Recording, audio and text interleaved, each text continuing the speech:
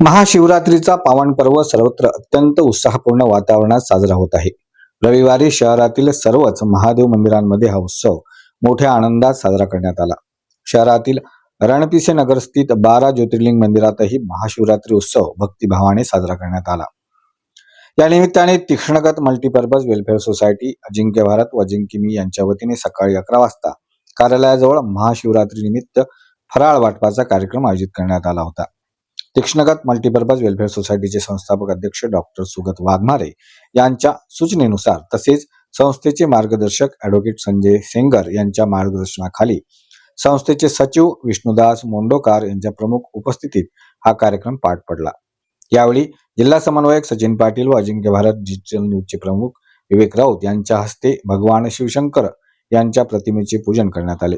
त्यानंतर उपस्थित भाविकांना फळाचे वितरण करण्यात आले. या कार्यक्रमाचा लाभ मोठ्या संख्येने भाविकांनी घेतला. कार्यक्रमाच्या यशस्वी आयोजनासाठी तीक्ष्णगत मल्टीपर्पज वेलफेअर सोसायटी तसेच अजिंक्य भारत न्यूज परिवारातील सदस्य व कर्मचाऱ्यांनी अथक परिश्रम घेतले.